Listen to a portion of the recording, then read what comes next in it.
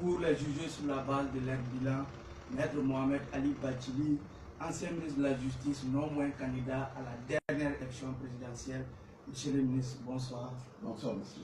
Et merci d'avoir accepté notre invitation. C'est à moi de vous remercier.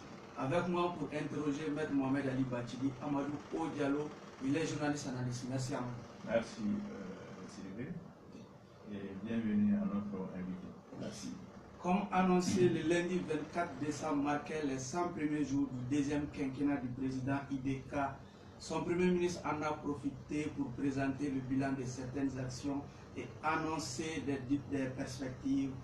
Avant d'analyser et d'entrer dans le vif du sujet, Maître Mohamed Ali Bathily, voici la question d'un internaute. Est-ce que Maître Mohamed Ali Bathily est amer aujourd'hui parce qu'il a été éjecté du gouvernement sans préavis? Je ne suis pas maire du tout, moi j'avais même demandé à quitter le gouvernement. C'est M. Ibrahim Boubacar Keïta qui a insisté pour que je reste. Il m'a demandé de rester. Quand je l'ai accepté, c'était à la condition vraiment de me laisser les mains libres pour conduire une politique domaniale et foncière. Et quand il a accepté, j'ai dit ok, je reste. Mais sinon, le gouvernement, pour moi, c'est une mission. Et c'est des objectifs aussi qu'on s'assigne par rapport à cette mission-là. Et quand on a le sentiment qu'on est empêché d'atteindre ces objectifs, on demande à partir. Et si on vous accorde les moyens de le faire, je ne vois pas pourquoi on parle. Je ne suis pas bien. Pour aborder vraiment le sujet qui est les 100 premiers jours du deuxième quinquennat de l'État, nous savons aujourd'hui qu'à votre niveau, vous n'avez pas encore acté la réélection du président IBK, mais la réalité est qu'aujourd'hui, c'est lui qui a les rênes du pouvoir. Est-ce qu'aujourd'hui, si on mettait vraiment de côté cette question, si IBK a été réélu ou pas, et demander le regard de Maître Bathily sur les 100 premiers jours de ce second quinquennat, quelle serait votre réponse? C'est une question qui me fait sourire. C'est-à-dire que je n'ai pas pour habitude de balayer d'un revers de main les questions juridiques. Un président de la République est élu. Et s'il ne l'est pas, il détient le pouvoir à un autre titre. La Constitution dit qu'il est élu. Or, nous avons prouvé, rien qu'en regardant les textes, qu'il n'est pas élu. Maître Bathily, vous avez fait référence à la Constitution, c'est même ceux qui sont chargés vraiment de conduire cette Constitution ont déclaré vraiment que IBK a été réélu. Je vous arrête tout de suite. Ils ne sont pas chargés de conduire la Constitution. Ils sont chargés de l'appliquer. Et ils sont tenus par des règles de procédure qui font qu'ils agissent conformément à leurs propres droits en tant que juges ou qu'ils ne le sont pas du tout. C'est pas moi qui l'ai écrit. C'est écrit dans nos textes. Les articles 8 et 10 de la loi du 11 février 1997 sur le fonctionnement de la Cour et les règles de procédure invitaient les juges à une certaine tenue déontologique qui, lorsqu'elle n'est pas tenue, enlevait à ces juges-là leur qualité de juge.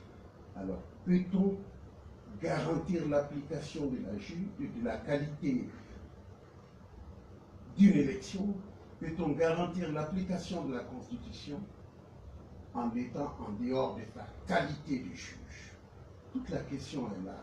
Vous me dites de juger, mais je veux bien juger 100 jours, mais pas 100 jours d'un président de la République. 100 jours du comportement d'un homme normalement chargé de veiller sur le respect de nos lois, qui les aura violées pendant 100 jours. Il faut que les Maliens apprennent la réalité et qu'on ne leur impose pas le fait accompli. Si un pays devait s'accommoder du fait accompli, évidemment, on n'aurait pas écrit dans la constitution du Mali que le coup d'État est interdit. Il est imprescriptible parce que ça c'est un fait accompli. Donc la loi, quelque part, ne veut pas du fait accompli.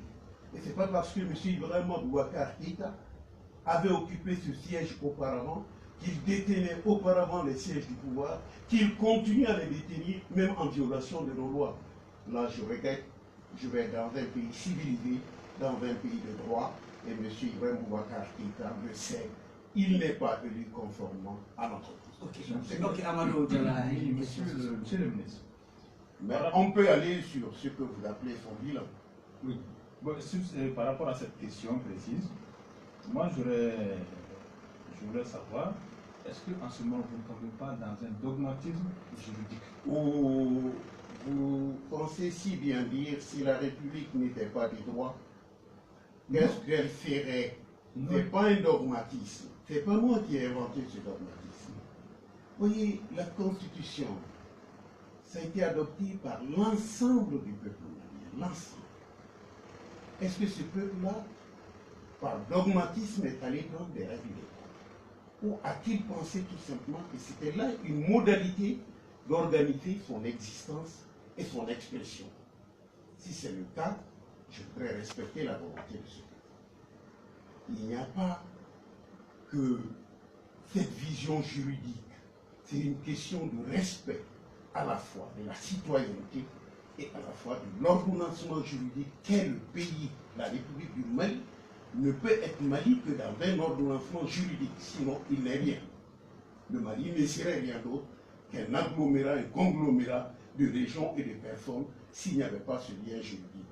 Et or, vous êtes en train de me dire, est-ce que si Ibrahim Boubacar Keïta le violait, on ne peut pas s'en accommoder, passer là-dessus, sinon on va être des dogmatiques? Non, c'est lui qui fait violence à nos lois, et cette violence, on doit la relever quoi qu'il en coûte, et tout le temps que cela durera. Parce que sinon, on ne sera plus dans une république, on sera vraiment dans l'accaparement du pouvoir par une situation de fait. C'est tout ce que je peux dire. D'accord, monsieur le ministre, mais vous permettez quand même que, en matière de science, il y a toujours une part et de subjectivité et d'objectivité. Dans ce cas de figure, il y a plusieurs façons de dire la même loi. Et c'est permis, et c'est pourquoi il y a différentes... J'aimerais bien que vous me dites une façon de dire la loi de procédure qui veut. La loi de procédure, elle est dite d'ordre public. Personne ne peut la violer. Personne. Non, elle est dite d'ordre est-ce que public. ce n'est pas une question aussi d'interprétation? Non, pas Est-ce du que tout. les 9 sages aussi ne sont Pas pas du assez tout. sages pour Non, bien vous parlez interpréter? des 9 sages qui ont violé la loi et vous appelez la violation de la loi sagesse maintenant? Ça fait peur aux Mali. Si les journalistes comme vous, sur votre plateau, vous êtes en train de faire croire aux Maliens que les 9 sages peuvent violer leurs propres lois, les lois de procédure qui sont dans le public, que nul ne doit violer et qui s'imposent à tous. Et vous me dites que violer ces lois-là, si les 9 sages le font, alors la violation deviendrait la sagesse. Non, Que Dieu m'en garde. Donc, S'il vous on plaît. n'a pas dit de violer, on n'a pas dit de... On a juste dit, est-ce que ce n'est pas une lecture parce que vous êtes un candidat? Non, ce n'est pas le candidat qui le lit. J'ai pris ce raisonnement juridique. J'en ai fait une interprétation sans jamais parler de quoi que ce soit. Si un juge ne remplit pas les conditions d'être un juge, vous croyez que c'est le candidat qui va le dire ou c'est le juriste qui le regarde?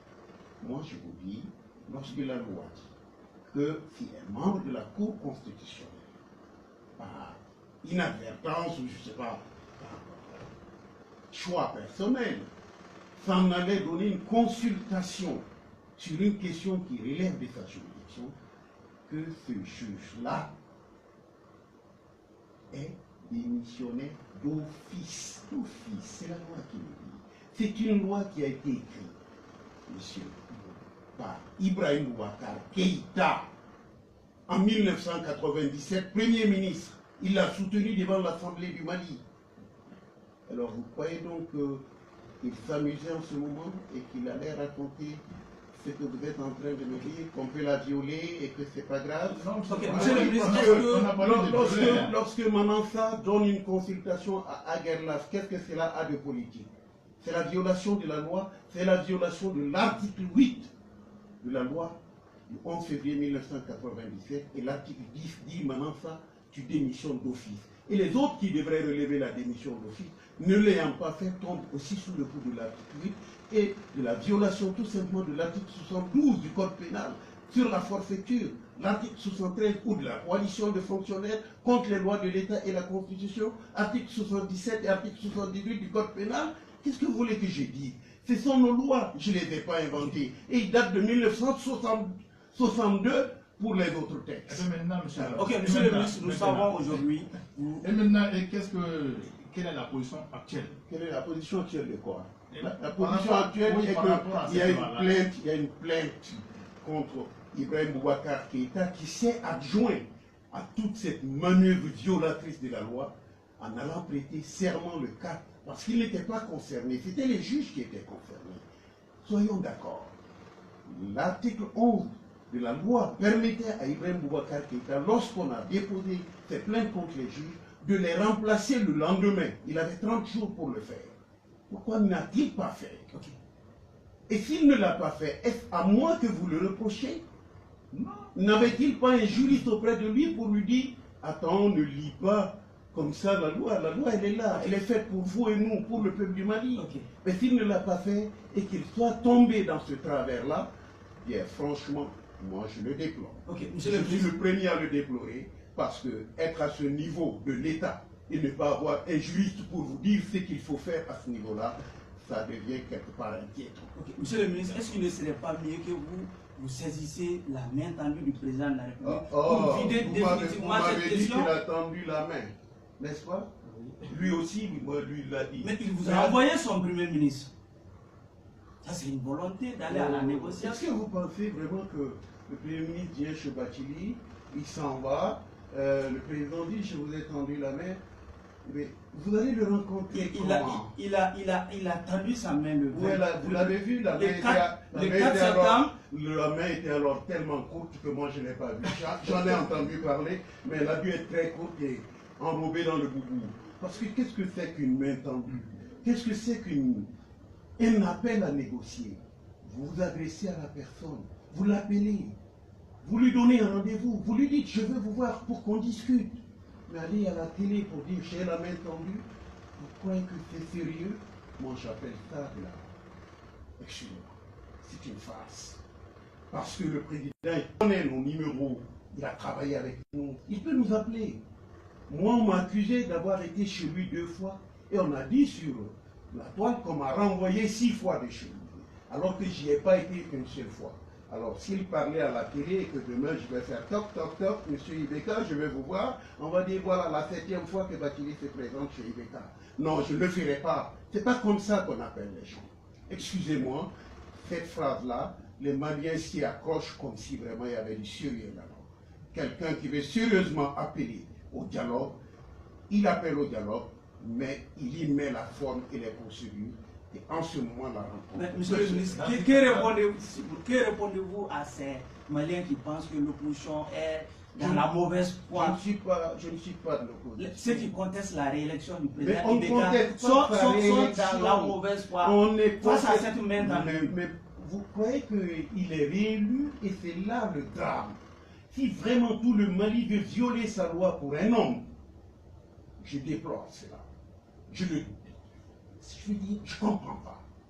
Depuis qu'on a parlé de ça, la presse, y compris, pouvait lire ces textes, pouvait se rendre compte qu'on ne blague pas, on dit du sérieux. La presse s'est arrangée derrière la décision de la Cour constitutionnelle. Mais la décision de la Cour constitutionnelle, si elle est remise en cause devant la Cour suprême comme acte de forfaiture, comme acte de coalition de fonctionnaires contre les lois de l'État et la Constitution, alors vous pensez que les infractions sont fondatrices alors d'une élection?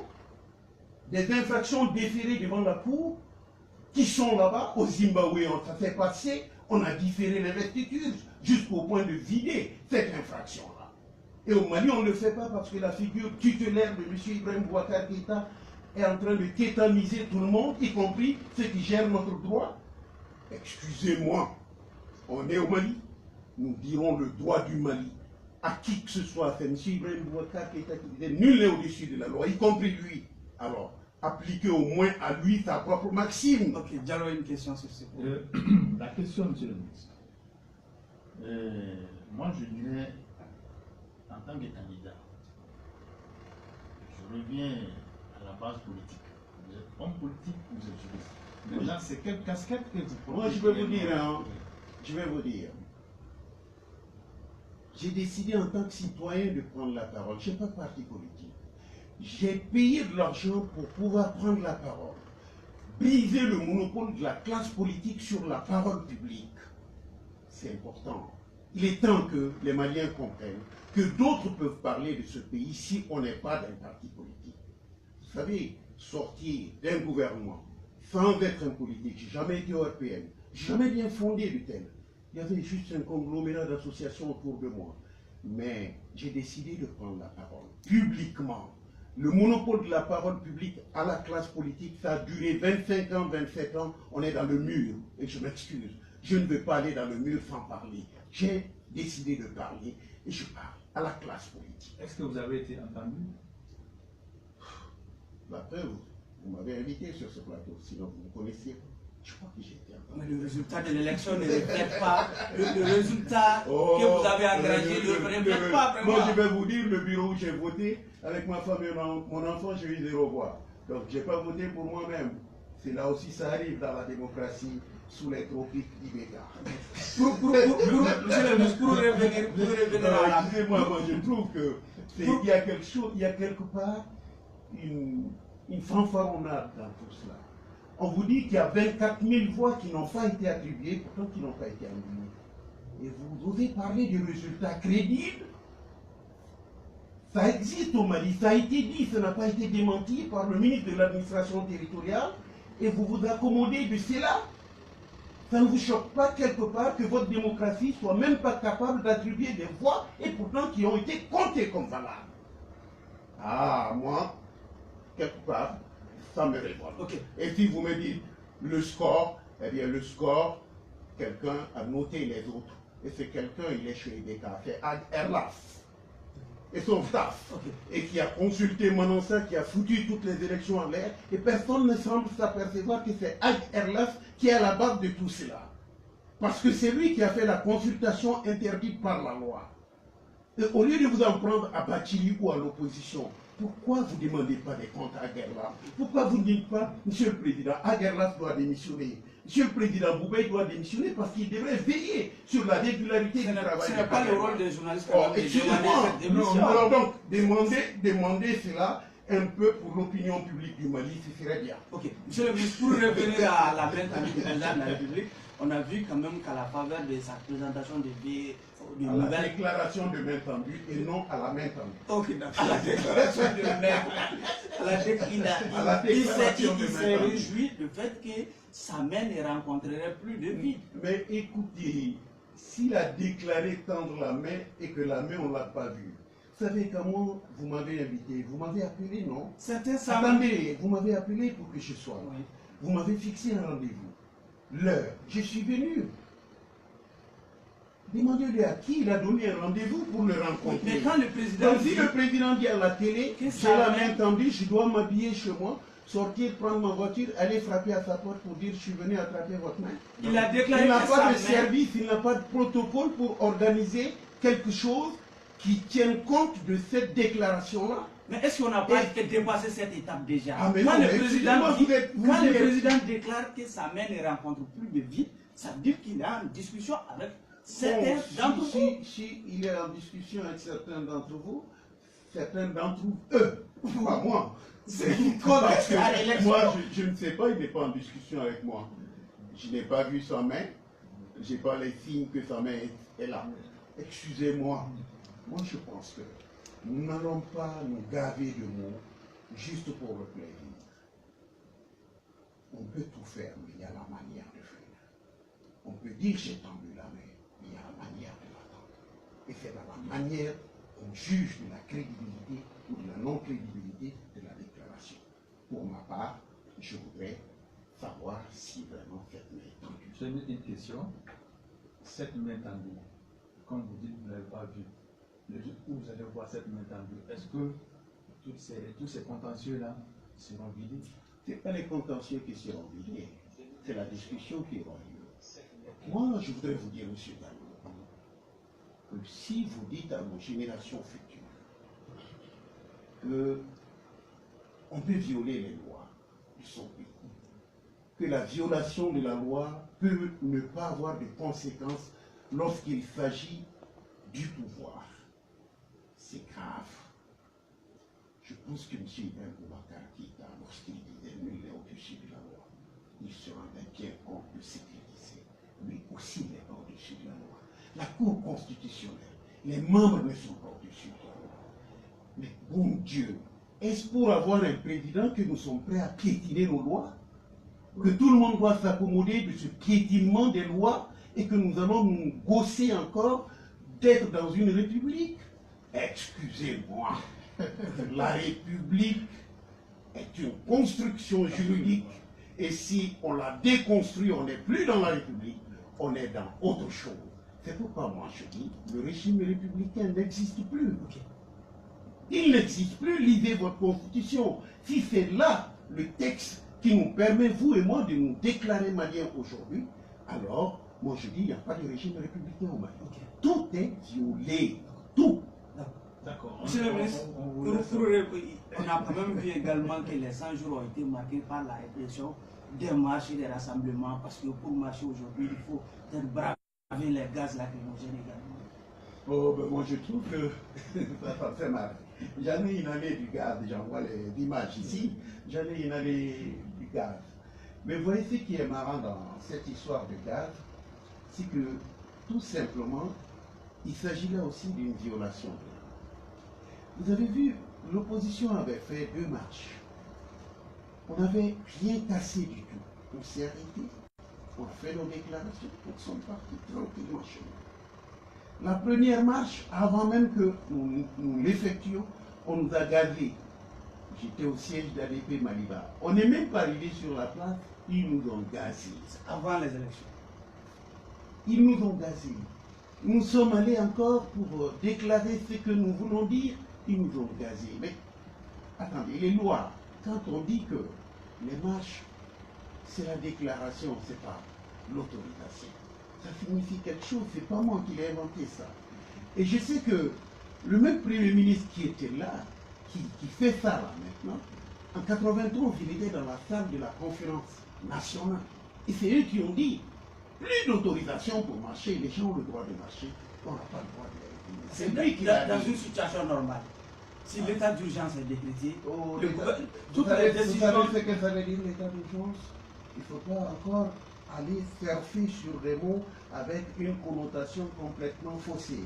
L'état d'urgence signifie qu'il y a une attention particulière à la sécurité et que les libertés publiques s'exercent dans l'état d'urgence avec cette attention particulière. On doit particulièrement prendre toutes les dispositions pour que les libertés... L'administration doit faire cette appréciation. Non, l'administration, vous dites, apprécie les mesures à prendre pour que les libertés s'exercent et non les mesures à prendre pour tuer les libertés. Excusez-moi, si vous informez, lisez les lois avant de me poser de telles questions. Sinon, vous allez faire croire aux gens qu'ils ont le droit de réprimer quand il y a l'état d'urgence. Faux, ils ont le droit d'interdire. Ils n'ont pas le droit d'interdire. Ils n'ont pas le droit d'interdire parce que la marche, elle est déclarative. Elle n'est pas soumise à autorisation. Excusez-moi, c'est pas moi qui l'ai écrit. Mais que ferez-vous de l'état d'urgence du décret? L'état d'urgence, je viens de vous le définir. L'état d'urgence, vous prenez toutes les mesures qu'il faut pour permettre l'exercice des libertés publiques. Donc, pour qu'il n'y ait pas de vagues. On avait déjà marché, on avait déjà parlé. Attendez, est-ce que l'état d'urgence a empêché que les stades se remplissent? Peut-être cette fois-ci, alors, est-ce que regrouper des gens pour le Maouloud et regrouper des gens pour faire de la politique? Donc si on fait de la politique, c'est ce qui est dangereux. Monsieur le ministre, c'est-à-dire par rapport à l'état d'urgence, on a ciblé des itinéraires qui sont interdits. Quand on a gazé, oui, excusez-moi, quand on a gazé, les itinéraires n'étaient pas définis. Vous êtes en train peut-être de rattraper un texte postérieur à l'action de réprimande qui a eu lieu. Ce texte ne peut rétrograder pour leur donner raison. On n'avait rien défini du tout. Donc les textes ne sont pas rétroactifs. Et je vous dis... Maintenant que c'est fait, je crois qu'il n'y a pas eu Il y a eu une manifestation qui a été... Il y a eu des tentatives qui ont été avortées. Il y a eu une tentative qui a été avortée, mais cette tentative, elle a été avortée. Je pense que ce n'était pas parce qu'il y a eu cet arrêté-là. C'est parce que les premiers manifestants ont buté face à la détermination de il n'y a pas de détermination face tout simplement à l'usage abusif de nos forces.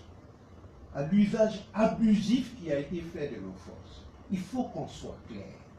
Ce n'est pas parce qu'on a peur et qu'on anticipe sur ce que l'autre va dire parce qu'il va révéler ou parler tel qu'on n'aime pas qu'on va le brutaliser pour qu'il ne parle pas. Écoutez, moi j'ai vu ça, je ne vais pas m'attarder trop là-dessus. Je suis très très légaliste dans le fond. C'est pourquoi j'ai dit, moi, je pense qu'on va appliquer l'article 121 de la Constitution sur la désobéissance civile, qui est au-dessus des lois de police, au-dessus des lois de l'état d'urgence, qui est au-dessus de toutes ces lois qu'on utilise pour le réprimer. Parce que tout simplement, c'est la Constitution. Sauf que vous risquerez de ne pas être suivi par cette désobéissance civile. C'est vous qui le dites, la désobéissance civile. Vous voyez, c'est une goutte qui finit par faire une rivière. Il suffit d'informer les gens. Il suffit que je marque, moi, sur ma voiture, là, à la place de la vignette, désobéissance civile, article 121. Est-ce qu'il n'était pas plus facile d'informer les gens qui votent pour vous, finalement? Ça n'a rien à voir. Donc vous pensez que celui qui exerce les droits au Mali, il ne doit pas être candidat? Ou si j'ai été candidat, je ne dois pas exercer. Mais on n'était pas dans l'hypothèse d'une désobéissance civile au moment de la candidature. Je ne vois même pas pourquoi vous posez cette question. Vous vous focalisez trop sur ma candidature et vous oubliez... Non, pas vous. Quand on dit vous, la désobéissance civile, ce n'est pas mettre Mohamed Ali Batul seul. Mais non, pourquoi vous me dites la désobéissance civile comme je ne l'ai pas dit quand j'étais candidat? Non. Non, on n'était pas dans cette hypothèse-là. L'hypothèse de la désobéissance civile, c'est lorsque vous doutez, lorsque vous avez de sérieux doutes sur le régime républicain même. C'est-à-dire, l'Assemblée vient de finir son mandat. Ils viennent de prolonger par une simple loi. Attends, l'article 61 de la Constitution. Les députés sont élus au suffrage direct pour un mandat de 5 ans. Ni un jour de plus, ni un jour de moins. Vous croyez que par la magie et la vertu d'une loi ordinaire prise par 200 représentants ou 150 représentants du peuple, vous allez modifier la Constitution et faire de cela une loi qui tienne la route? Et donc, on se retrouve dans un cas de violation flagrante de la Constitution dont le président se dit garant et il a ratifié cette loi qui viole la Constitution. Alors, qu'est-ce que vous dites de cela? Les 100 jours du président, il faut mettre déjà là-dedans qu'il a ratifié une loi qui viole la Constitution. Ça fait partie de son bilan. D'accord, monsieur, il y a une question là-dessus. Il y a une question là-dessus. Mais moi, je vous renvoie en ce moment à la transition. Quelle transition? La transition politique de 2012. L'Assemblée a été prolongée pour permettre au président de rester en poste. Pendant 12 mois. Ça, il faut se rappeler ça. Attendez là, ils sont basés sur un accord avec la CEDEAO. Oui. Et les accords avec les puissances étrangères l'emportent sur les lois à l'interne. Et la Constitution doit s'y rappeler. Mais c'est un cas de force juridique. Non, c'est pas non. C'est vous qui parlez d'un cas de. Moi, je ne parle pas de cas de. Je dis, oui, il y avait un accord avec la CEDEAO, oui ou non? Il y avait un accord, bien sûr. Alors, c'est cet accord que je prends comme base juridique de ce raisonnement. Oui. Ce n'est pas votre cas de force majeure tel qu'ils l'ont invoqué ici, et que vous essayez d'implémenter. Ici, il n'y a pas d'accord avec la CEDEAO sur la prolongation des mandats des députés en 2018. Alors que si vous prenez un accord international, la vertu de l'accord, c'est que ça l'emporte sur les lois internes. Mais c'était un antécédent, quand même. Non, ce n'est pas un précédent, parce qu'il n'y avait pas d'accord. Vous êtes en train de confondre, j'allais dire, vous confondez les lanternes et les citernes. Faisons. Non, ça ne va pas là. Oui. Parce que là où il n'y a pas d'accord, vous tirez les conséquences de l'accord et vous dites, donc c'est la même chose. C'est faux. C'est alors... Maintenant, est-ce que l'accord de la CEDEAO n'a pas été visé dans Dans ce cas, ça a été évité. Dans ce cas, les députés qui ont voté cette loi, est-ce qu'ils ignorent ces accords? Et si ils ignorent, est-ce que vous ne l'aviez pas... Les 2012? Non, oui, l'accord par rapport à la CEDEAO, Oui. qui a servi de base juridique pour la prolongation du mandat des députés pendant la transition. Les députés qui ont voté la prolongation cette fois-ci, est-ce que ces députés-là ignorent ces lois? Si c'est le cas, ils ignorent quelle loi? La convention de la CEDEAO. La CEDEAO n'a pas fait de convention. Non, j'ai dit qui s'appliquerait au Mali dans tous les cas de figure. La convention à laquelle vous faites allusion, je dis bien la convention à laquelle vous faites allusion, qui a servi de base juridique pour la prolongation du mandat des députés pendant la transition, cette fois-ci, qu'on a tenté de rééditer, est-ce que ces députés-là, qui ont voté cette fois-ci, la loi de la prolongation, ignoraient ces dispositions-là? C'est-à-dire que la supériorité des conventions internationales. Mais il n'est pas question de la supériorité de quelque convention internationale que ce soit. La convention de la CEDEAO s'arrêtait à la transition de 2012. Oui. Ça n'avait pas d'effet en 2018. Donc les députés qui sont là, ils n'ont même pas besoin de savoir cette convention-là. Bon, dans ce cas, alors, donc, ils vont tout simplement... Ma question est de savoir, avant de voter cette loi, qu'est-ce que M. Bathily a dit aux députés? Moi, vous croyez que c'est à moi d'aller parler aux députés? J'ai parlé à des gens de presse comme vous pour dire tout simplement que le mandat finissait le 31 décembre et que, à moins vraiment de passer par une sorte de sorcellerie arrosée de Coca-Cola pour faire du droit, alors là, je dis très bien, on ne peut pas inventer un droit qui n'existe pas au moment où on veut l'appliquer. Excusez-moi. Au moment, le 31 décembre, il n'y avait aucun accord international qui nous conduisait dans cette situation. Il y a tout simplement la défaillance de M. Ibrahim Boubacar Keïta à organiser les élections législatives à temps. Et donc, on est sorti de la légalité. Si on sort de la légalité, est-ce ma faute encore si on le dit? Et vous voulez qu'on s'accommode toujours? Monsieur le ministre, qu'est-ce que vous voulez? Donc, quand vous me dites qu'est-ce que Bathily a dit? C'était à Bathily de parler. Moi, je ne veille pas sur les institutions. La Constitution dit que c'est M. Ibrahim Boubacar qui veille. Ah ben, moi, j'ai attiré l'attention. Est-ce que avant, c'est pas Bathily qui a dit attention, nous sommes encore en train de sortir le 31 décembre des délais? C'est moi qui l'ai dit. Vous voulez que je fasse quoi? Monsieur le ministre, est-ce que vous êtes en train de dire aux Maliens qu'il fallait coûte que coûte, vaille que vaille, tenir ces élections législatives malgré la situation délétère, sécuritaire qui prévalait? Excusez-moi, délétère, sécuritaire, et vous parlez du président. L'État, quand même, les autorités se sont appuyées sur la situation sécuritaire. Attendez, il y avait que quelques jours entre les élections présidentielles et les élections législatives. Les présidentielles, malgré cette situation, se sont tenues. Mais les législatives sont des élections de proximité. Comment? Excusez-moi, les députés, s'ils peuvent aller voter chez eux, qui votent. Il y a eu des cas où on a reporté, il y a eu des élections partielles. Mais le principe aurait dû être maintenu. C'est tout. Et moi, je vais vous dire, très simplement, c'est des techniques juridiques. Il va me dire qu'il y a une obsession là-bas. Mais on ne peut pas prendre une loi pour modifier le délai de la Constitution. C'est dangereux. Par contre, vous pouviez, par un décret, prolonger ces choses-là. Et le décret se rapportant à la difficulté d'organisation. Il ne touche pas la loi. C'est un acte réglementaire. Mais en prenant la loi et en disant qu'on augmente le mandat, c'est là l'erreur. Sinon, si vous prenez le décret pour dire je repousse les élections législatives dans 6 mois, on l'a fait pour les municipales. Le délai des maires, c'est connu. On l'a prolongé par 2 ou 3 décrets. Est-ce qu'on a touché au principe de la durée du mandat? Non. Mais ça témoignait des difficultés de l'organisation.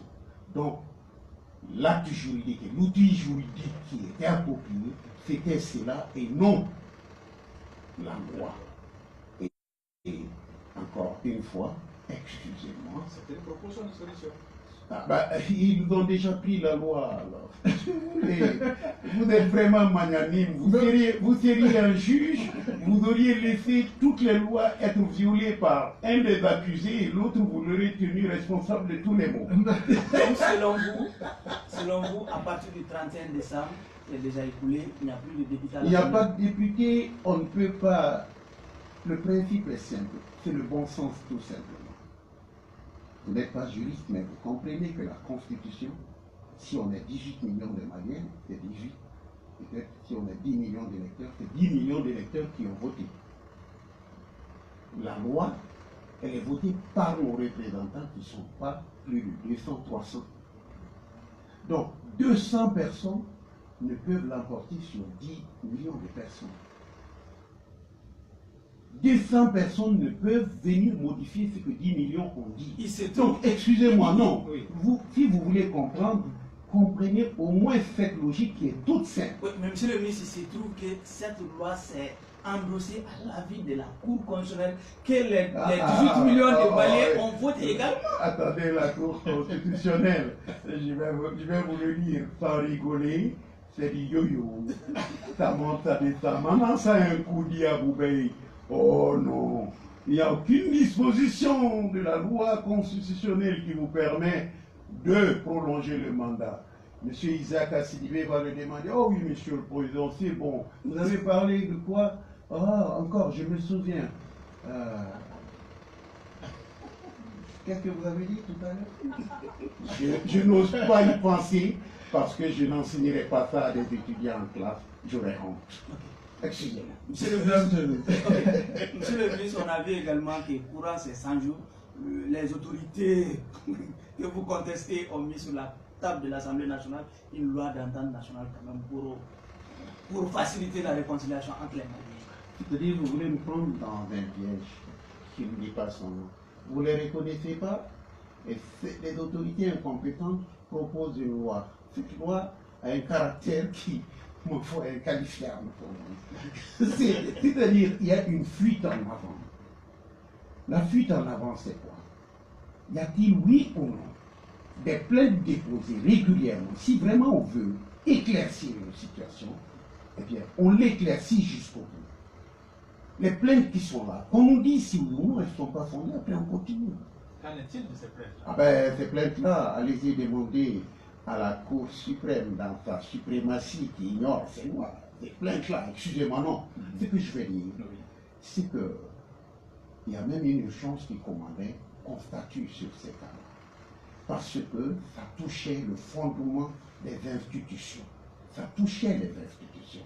Donc, pour une stabilité de l'État, il fallait statuer sur ces cas-là. Je l'aurais fait sans hésiter. Au Zimbabwe, on l'a fait sans hésiter. Au Zimbabwe, on l'a fait. On a dit, oui, il y a une plainte contre le président par des restitutions. Réglons le problème. Mais pourquoi pas au Mali? Mais est-ce que vous avez écrit pour rappeler à la Cour? Oh, mais vous pensez qu'on doit rappeler à la Cour son devoir?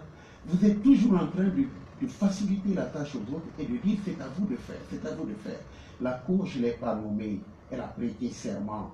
Son serment, on lui en a donné acte. Et l'acte, c'était de dire le droit lorsqu'elle est saisie. Elle est saisie, on n'a pas la rappelé à son devoir. Tous les jours, elle condamne des pauvres hères, des misérables si elle le veut. Elle les met en prison, elle fait tout ce qu'elle veut, elle les dépouille de leurs biens. On n'a pas besoin de lui rappeler ça. Et là, il s'agit du président de la République. Mon Dieu, il faut leur acheter les manteaux parce qu'ils ont froid. Monsieur le ministre, vous ne reconnaissez pas IDK et son gouvernement, malgré tout, il y a cette loi d'entente nationale qui est sur la table de l'Assemblée nationale. Quel est le regard du Écoutez, est-ce que vous pensez, moi je pense que qui fait déjà polémique, qui divise les Maliens? Excusez-moi, l'entente nationale, comme le mot national le dit, ce n'est pas juridique. Une loi ne peut pas créer l'entente. Je m'excuse. Je pense qu'il y a tous les outils, à la fois sociaux, économiques, politiques, qu'il faut utiliser pour arriver à l'entente. Mais si on veut fuir en avant, on est expert dans ce genre d'exercice. Parce que le mot, il fait tilt, loi d'entente nationale, on pense que ça éclaire sur la volonté du gouvernement. Moi, je pense que plutôt, ça stigmatise son incapacité à faire de l'entente dans ce pays. Est-ce que ce pays avant toutes ces situations, a eu besoin d'une loi pour s'entendre. C'est que les choses fonctionnaient avec d'autres ressorts. Tous les ressorts se mettaient à fonctionner pour qu'on s'entende entre nous. Il faut maintenant ausculter cela. Moi, je pense. Voyez, dans le Nord, ils ont fait un accord. Vous avez vu, l'accord est au-dessus de la loi. Attendez, laissez-moi poser, j'étais au gouvernement. Voilà. Monsieur le Président. J'étais au gouvernement, je vous le dis, mais j'ai dit, ils ont fait l'accord. Je n'ai pas été convié. J'ai pris l'accord entre les mains de l'ambassadeur des États-Unis. Le gouvernement n'a jamais été consulté sur ça. Donc vous avez libéré certains détenus sur la base de Oh, cet mais accord. vous me laissez répondre à ces questions. On dirait que vous ne souhaitez pas une réponse à vos questions. Même Je le souhaite bien. j'y répondrai, même pour ces détenus-là, j'y répondrai. Mais laissez-moi vous dire. L'accord, est-ce qu'il a pu permettre de résoudre le problème dans le Nord? Non. Est-ce que la loi va permettre de résoudre le problème? Si la loi pouvait, on aurait dû se fonder sur ce que l'accord a permis de faire. Au moins, on aurait eu un précédent. Mais on voit que ça, il y a un problème, tout le monde le reconnaît et on va créer une loi d'entente. Excusez-moi, je trouve qu'il y a comme une sorte de volonté délibérée de noyer le poisson. Je pense que les ressorts qu'il faudrait rechercher, même y compris au Nord, c'est de voir quel type de dialogue préconiser.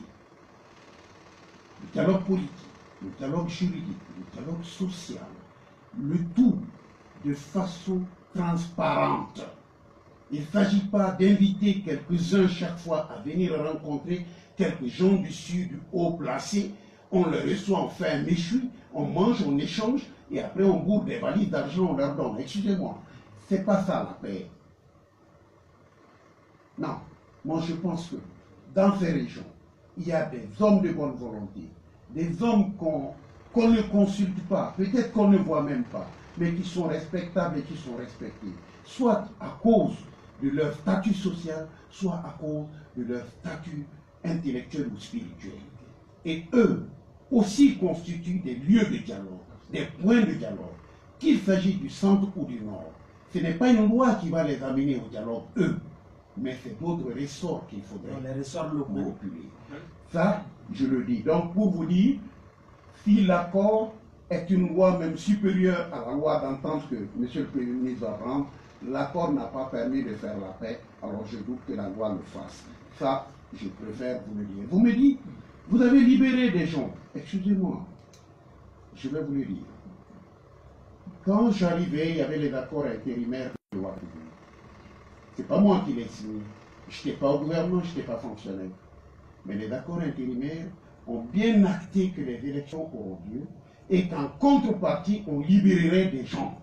Il y avait une liste annexée aux accords. Est-ce moi qui ai libéré? Ou c'est le Mali qui s'est engagé dans cet accord qui a libéré? C'est trop facile de dire Bathily a libéré. Bathily n'était pas là au moment où on les arrêtait. Mais on a fait un acte, Bathily n'était pas là non plus. C'était John Kounda. Il y a eu un malentendu entre vous et votre procureur à l'époque. Oh, monsieur le procureur général, vous n'allez pas vraiment perdre nos minutes précieuses à parler de ce malentendu parce que j'en ai parlé beaucoup. Mais je dis très simplement que le procureur à l'époque, qu'est-ce qu'il a dit? Je n'applique pas les accords de Ouaga parce que ça n'a pas été ratifié. C'est ce qu'il a dit. Je lui ai répondu, et je le réponds encore aujourd'hui. Les accords de Ouaga n'étaient pas un accord international. Les accords qui concernent deux parties de la même nationalité, le gouvernement du Mali et les mouvements armés du Mali, étaient un accord national. On n'avait pas besoin de les ratifier. Monsieur le procureur général, à l'époque, avait tout faux en disant cela. Et je lui ai dit ceci en plus. Et je le répète, je ne me dédie pas. Je dis, monsieur le procureur général. Il s'agit bien de Daniel Tessouké, si vous le nommez, je le nomme. Je lui ai dit, monsieur Daniel Tessouké, s'il y a un accord qui aurait dû être ratifié, c'était l'accord passé avec la CEDEAO. Tiens, on en a parlé tout à l'heure, n'est-ce pas? Cet accord n'a jamais été ratifié par le Parlement du Mali. Et pourtant, ça a permis d'installer Cheikh Modibo Diarra, Premier ministre plein pouvoir, John Kounda, président intérimaire. On a nommé un gouvernement qui a pris des ministres, et ce sont ces ministres qui ont nommé Daniel. Alors, si ce n'était pas applicable, Daniel n'était pas procureur général du Mali, ses mandats n'étaient pas fondés, et il y a presque une usurpation de fonction dans ces cas. Parlons droit, hein. Si vous voulez qu'on parle droit, je vous édifie, mais ce n'est pas ça le but. Le but, c'est de dire que, à l'époque, si on les a libérés, ce n'est pas parce que Bathily voulait qu'on libère qui que ce soit. C'est parce que le Mali s'était engagé à le faire pour que les élections aient lieu et que les négociations se poursuivent à Alger. C'est ça. Le Mali s'est engagé, on a respecté les engagements du Mali, et je ne vois pas pourquoi les Maliens s'en plaidraient. Ou les Maliens seraient-ils alors des dupes qui diraient au mouvement armé, vous avez accepté qu'on fasse les élections et nous refusons notre part de responsabilité, on ne vous libère pas. Je crois qu'un État, sa crédibilité vaut mieux que ça. Monsieur le ministre, est-ce que, en libérant ces hommes-là, est-ce que ça a servi à quelque chose en son temps? Ils ont dit qu'ils devraient aller négocier à Alger. Ils ont été négocier à Alger, donc je pense que ça a servi à ça. Ils ont dit, si vous ne les libérez pas, nous n'allons pas à Alger. S'ils ont été à Alger, ils ont été à Alger. Maintenant, que l'accord ne s'applique pas, ça fait autre chose. Ça n'a rien à voir avec leur libération. Vous avez l'air de dire que ça n'a servi à rien. Et si ça n'a servi à rien, ça veut dire que l'accord ne s'applique pas. Et en même temps, vous me dites, non, l'accord s'applique, hein, c'est ce qu'on dit. Non, mais vous n'endossez pas la responsabilité de votre question. Je vous dis, est-ce que ça a servi à quelque chose? Mais moi, j'ai dit, ils ont été à Alger, ça a servi à ça. Ok, ça c'est déjà une réponse. Monsieur le ministre, nous avons vu également que le président que nous reconnaissons a annoncé la relance du processus de révision constitutionnelle. Est-ce que vous allez prendre part à ce débat?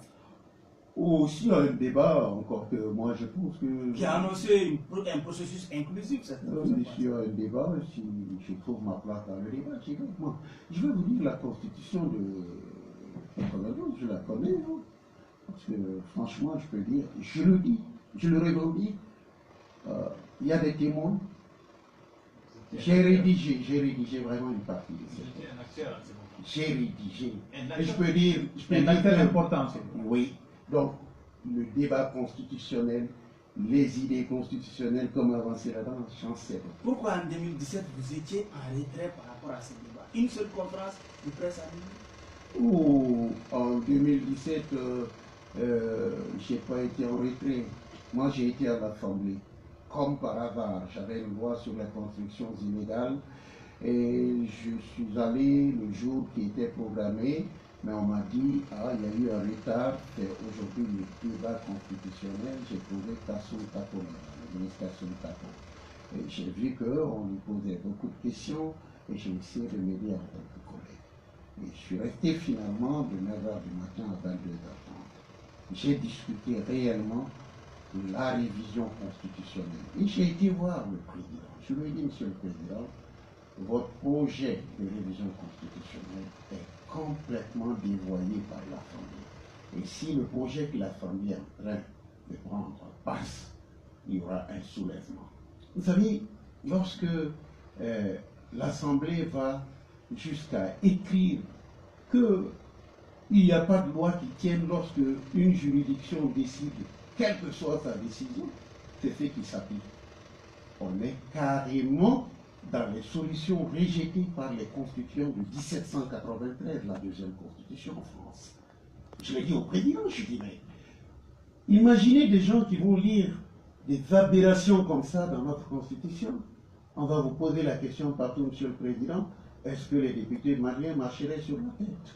Non, excusez-moi. Monsieur le ministre, s'il vous plaît, ce que je vais vous dire, est-ce à dire que physiquement vous étiez par solidarité avec le gouvernement, mais l'esprit avec les protestataires, ceux qui protestaient contre ce projet? Moi, je crois que vous n'avez même pas compris votre propre question. J'ai été dire au président, c'est pas bon le texte. Le président, il m'a dit, je vais les appeler, je vais voir. Moi, je n'étais pas là au Mali. Quand Antéambana a commencé, je n'étais pas là. Ça n'a même pas commencé quand j'étais là. Je suis arrivé après les 2 manifestations. J'étais à l'extérieur. Et quand je suis arrivé, les manifestations, je les ai vues à l'extérieur, à la télé. Comment voulez-vous que je me manifeste? Quand je suis arrivé, j'ai déjà lu dans la presse pourquoi M. Bathily ne parle pas. Alors, comme si c'était M. Bathily, mais je vais répondre. Cette révision constitutionnelle a commencé quand j'étais ministre de la Justice. On l'a confié à Maître Mamadou Konaté sans jamais me consulter une seule fois. On ne m'a pas associé. Les projets sont venus, ils n'ont pas été discutés au gouvernement. C'est venu sur clé et la clé a été transmise. On nous a appelé pour dire c'est adopté et personne n'a eu la copie de la clé. L'Assemblée, c'est Isaac Sidibé qui m'a donné la copie à l'Assemblée. Quand j'étais à vous. Vous voulez qu'on aide. Mais lorsque les questions deviennent une chasse gardée de quelques-uns, Monsieur le ministre, vous voulez qu'on fasse quoi? Ce que vous dites Vous là, voulez qu'on interfère très comment? grave, On hein. vienne avec les gros sabots pour dire je ne sais pas ce qui se passe, mais moi je vais être là-dedans. Non, je préfère qu'on m'invite. Je trouve que c'est un peu plus sérieux lorsque on constate votre existence et qu'on peut vous inviter à prendre part à un débat. C'est tout. Mais si on a donné ce débat-là à des gens qui le conduisent, qui n'ont pas besoin de vous, mais vous n'allez pas quand même. Quelqu'un ne peut pas faire irruption dans ce studio pour dire vos questions ne me plaisent pas, laissez-moi entrer, je vais poser une question là-dessus. Monsieur le ministre, malgré tout, malgré cette situation, Mais vous avez animé une conférence de Mais j'ai presse. fait une conférence de presse à mon retour lorsque j'ai vu que ça dégénérait. Et j'ai fait cette conférence de Pour presse. peut-être persuader les Maliens à adhérer au projet. Ah non, j'ai dit pour persuader les Maliens Ce jour-là, je vous ai demandé à s'interroger sur la pertinence du projet. Je dis le Malien a le droit de choisir si oui ou non il veut le projet. On n'a pas le droit de lui dire non. Il n'y aura même pas de référendum. Si c'est mauvais, on rejette. Moi, je suis juriste. C'est ce que je crois. Je ne vais pas m'imposer aux autres en leur disant vous n'avez pas le droit. Si le président a le droit de faire une révision, laissez-moi vous dire une chose. J'ai discuté avec certains tenants de Nké à Bana.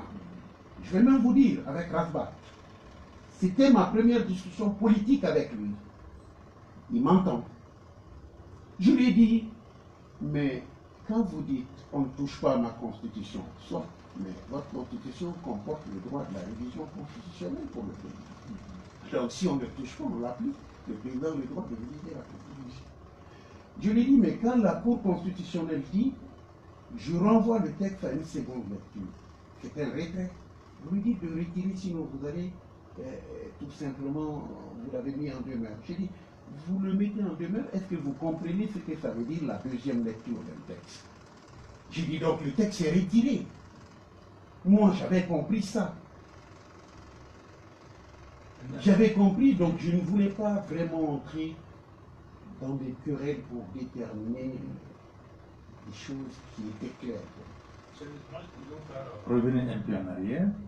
Vous avez dit, vous avez touché au président de l'Assemblée par rapport au contenu du texte proposé. Est-ce que vous avez été entendu en son Non, temps? pas du tout, pas du tout. Vous savez, on m'a dit ce jour-là que le peuple voulait, il y avait un contexte irréaliste. Moi, j'allais dire, si vous avez des souvenirs de lecture, c'est comme la machine à coudre sur un billard, une table d'opération d'un chirurgien, ça fait surréaliste. Parce que vous mettez la machine à coudre d'un tailleur sur la table d'un chirurgien, c'est bizarre. Lorsque on vous dit dans une constitution, on va créer un Sénat, le président va désigner 30% des sénateurs, les 70% vont être élus, et le parti du président majoritaire participe à cette élection encore. Qu'est-ce que vous êtes en train de faire? Et vous dites ça, j'ai dit, mais attendez, vous dévoyez le sens de la démocratie, vous ne pouvez pas écrire ça. Vous savez ce que j'ai entendu? Il m'a dit, si on n'écrit pas ça, le peuple ne va pas voter. J'ai dit, mais moi je suis le peuple. On m'a dit, mais non, toi, tu n'es pas le peuple. Nous, on a fait une tournée. Le peuple veut ça, le peuple. Alors, dans l'Assemblée nationale, si j'entends des choses comme ça donne envie de se demander quelle est la qualité de ces députés-là par rapport à leur sens de la démocratie. Je m'excuse. Ils me connaissent et je les connais. Monsieur le ministre, après avoir tiré les conclusions de tout ça, est-ce que vous aviez une attitude à prendre ne s'imposait pas à vous en ce moment en tant que... J'ai été voir le président, qu'est-ce que vous voulez que je dise? J'ai parlé au président de l'Assemblée. J'ai parlé au président de la commission juridique de l'Assemblée. J'ai parlé aux membres. Et le lendemain, j'ai été voir le président de la République. Vous voulez que je fasse quoi d'autre? Donc vous avez juste... J'ai dit au président, si ce texte-là, tel qu'ils sont en train de vous l'écrire là-bas, passe, eh bien, vous aurez un problème avec votre peuple. C'est ce qui est arrivé. Et c'est ce qui est arrivé. Monsieur le ministre, nous savons que vous connaissez beaucoup d'Ibeka pour l'avoir pratiqué. Aujourd'hui, si on vous demandait vraiment de lui livrer un conseil pour que nous sortions vraiment de cette situation. Ce n'est pas ici que je lui donnerai ce conseil. Vous me dites que je le connais, il me connaît. Il sait une chose, je suis très franc, je dis ce que je pense, mais je ne suis pas du genre à être méchant. Non, pas du tout. Mais je veux qu'on me respecte, je veux qu'on se respecte, les uns et les autres. Et je n'arrêterai pas de penser ce que je pense parce qu'il est Ibeka. Je lui dirai ce que je pense. Il me répondra, et si j'ai une réponse, je le lui ferai. C'est pourquoi quand vous me dites, il a tendu la main. Je dis, mais comment il a tendu la main? Où est-ce que j'avais le regard? Monsieur le ministre, dernière question pour vraiment clore ce débat. Aujourd'hui, on vous a vu aux côtés de l'imam Diko par rapport au combat contre l'introduction des manuels sur l'éducation sexuelle complète des enfants. Oh, ouais. Quelle était votre motivation? Oui, je vais vous dire, les Maliens, des fois, ne veulent pas reculer trop en arrière. En 2012, lors des élections, pendant la campagne où je soutenais Ibeka, j'ai décrié le fait que dans notre code pénal, on ait supprimé la loi qui réprimait l'homosexualité. Cette loi-là, elle est tirée de la rédaction du code pénal de 1812 qui a été importé dans les colonies françaises par le code d'instruction criminelle en 1925 et Modibo l'a dupliqué en 1962, Modibo qui était notre premier président, l'a dupliqué dans notre code pénal. Mais c'est en 2010 que c'est sorti. Et j'ai posé la question à l'époque au candidat Modibo Sidibé. En tant que Premier ministre, j'ai dit, vous aviez votre place dans la campagne. Dites-nous pourquoi vous avez enlevé ce texte de notre arsenal pénal. C'était en 2012. Et j'étais seul à le dire. Je n'étais pas avec le Haut Conseil islamique. J'étais seul à le dire. Je n'étais pas avec l'imam Mahmoud Diko. Donc mes idées m'appartiennent et j'ai de la suite dans mes idées. Qu'on n'aille pas dire que je suis avec Mahmoud Diko par opportunisme. Auditionnez ce que j'ai dit en 2012, vous trouverez que j'étais le seul à poser ce problème. Et quand vous me parlez d'éducation sexuelle complète, parlons-en. Les mots ont un sens qu'il faudrait décrypter. L'éducation qu'on avait, le ministre l'a dit. Il nous a dit qu'on doit prendre sur l'appareil génital masculin, féminin. Que lui, il a appris ça en 1974, moi je l'ai appris en 68. Donc, beaucoup d'années avant. Ok? Oui. Et ce que le ministre ne dit pas, il dit que l'éducation sexuelle complète, cette éducation que lui il a reçue, que moi j'ai reçue, avec quoi il va l'accomplir? Quel est le contenu de ce complément qu'il va donner à cet enseignement? Moi je vous le dis. Tout cela découle de ce qu'on appelle les nouvelles générations des droits humains. Les droits sur l'orientation sexuelle. Ce n'est pas, certains vous disent, dans l'article 2 de la Constitution, on ne doit pas distinguer selon le sexe, la religion. Non, ce n'est pas la distinction selon le sexe. La distinction selon le sexe pose le problème du genre. Mais l'orientation sexuelle dans le genre est une autre question, c'est un autre débat. L'orientation sexuelle dans le genre masculin le genre féminin et la liberté de l'orientation sexuelle dans le genre. Donc ceux-là qui veulent manipuler la Constitution à ce niveau, qu'ils abandonnent cette route, ils font fausse route. Alors, ces nouvelles orientations-là sont là. Et ces nouvelles orientations, on a préparé leur enseignement. On a préparé leur enseignement. Ça s'est fait. Il y a des écoles, il y a des cas. Quel genre de quoi, monsieur le ministre? Oh. Si vous permettez. Il m'a dit qu'on a fait à Baraoulé, mais moi j'ai demandé à mon fils qui est à Liberté, il m'a dit oui, on a parlé un peu de ça dans le plan familial. Mais pourquoi on a fait tout ça? Parce que la loi malienne a ouvert les vannes.